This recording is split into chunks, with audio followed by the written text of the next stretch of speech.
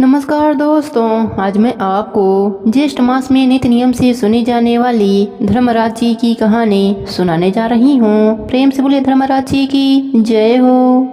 किसी गांव में एक गरीब किसान था। घर में उसकी पत्नी और वह दो ही लोग रहते थे। उनके दिन गरीबी में गुजर रहे थे। किसान के पास एक गाय और दो बोरी अनाज ही रहता था। पति पत्नी दोनों दिन रात अपने भाग्य को कोसते रहते, भगवान से शिकायत करते रहते थे कि उन्हें इतना गरीब क्यों बनाया। इसी तरह से दोनों के दिन गुजर रहे थे। एक दिन उस गांव में एक साधु बाबा आए। वह गांव भर में भिक्षा मांगते हुए उस किसान के घर भी पहुँचे। जैसे ही साधु किसान के घर आवाज लगाया, किसान व उसकी पत्नी अपने भाग्य को कोसना शुरू कर दिया। हम क्या दान दे महाराज, हमारा तो खुद का जीवन भिखारियों सा गुजर रहा है। न कपड़े हैं ढंग के, न ही घर में अनाज है। भगवान हमारे साथ अनर्थ कर रहे हैं, जबकि हमने तो किसी का कुछ नहीं बिगाड़ा है। साधु उनकी समस्या समझ गए। उन्होंने कहा, देवी, भाग्य भगवान नहीं बनाते, हमारा कर्म ही भाग्य बनाता है। भगवान तो केवल कर्मों का फल देते हैं। किसान व उसकी पत्नी ने फिर से जवाब दिया, बाबा, हमने ऐसे कौन से पाप किए हैं जो ऐसा जीवन भुगत रहे हैं। हमने तो कभी कोई पाप किया ही नहीं, लेकिन कभी भी घर में एक गाय और दो बोरी अनाज से ज्यादा कुछ नहीं रहता है।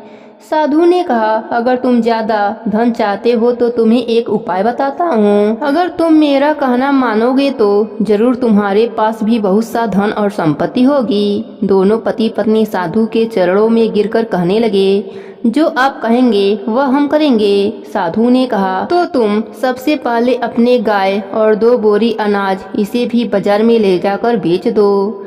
पति पत्नी दोनों सहम गए। महाराज, अगर यह भी बेच दिया तो हमारे पास तो कुछ भी बचेगा ही नहीं, हम तो और भी कंगाल हो जाएंगे। दोनों ने जवाब दिया। साधु ने समझाया, मैं जो कह रहा हूँ वैसा करो। अगर नुकसान हुआ तो भरपाई मैं कर दूंगा। मैं तुम्हें फिर से एक गाय और दो बोरी अनाज लाकर दे दूंगा। डरते डरते दोनों राजी हुए। किसान ने बाजार में जाकर गाय और अनाज को बेच दिया, धन लेकर घर लौटा। फिर साधु ने उन्हें धर्मराज जी की कहानी सुनाई और कहा, इस धन से उन गरीबों को भोजन कराओ जिनके पास खाने को कुछ नहीं है। किसान ने ऐसा ही किया। उसने कई गरीबों को भोजन कराया।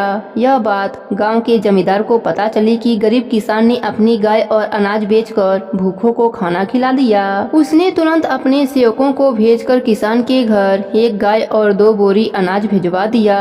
साधु ने फिर किसान से कहा कि इसे भी बेचकर आओ और कल फिर से धर्मराज जी की कथा सुनने के बाद गरीबों को भोजन कराओ। किसान ने फिर ऐसा ही किया। तो फिर किसी ने उस किसान को दान में एक गाय और दो बोरी अनाज भिजवा दिया।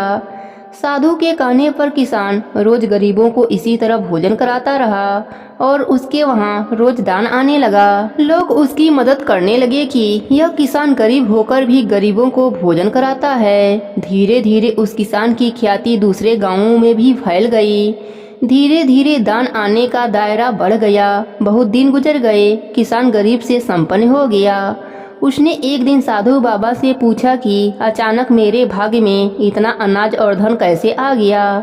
साधु बाबा ने उसे समझाया कि तुम इस धन से दूसरों को भोजन कराते हो, यह उन्हीं के भाग्य का धन है जो धर्मराज जी तुम्हें दे रहे हैं। तुमने धर्मराज जी का व्रत किया, कथा सुना और भूखों को भोजन करा के उनकी आत्मा को तृप्त किया।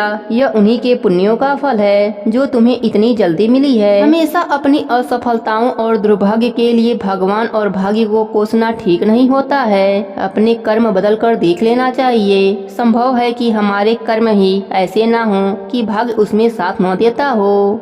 इस प्रकार वह किसान धरती लोक पर सुखों को भोगा और मरने के बाद उसे स्वर्गलोक की प्राप्ति हुई। हे धर्मराज जी, जैसे आपने गरीब किसान पर अपनी कृपा करी, वैसे ही अपने सभी भक्तों पर अपनी कृपा बनाए रखना। प्रेम से बोले धर्मराज जी की जय हो।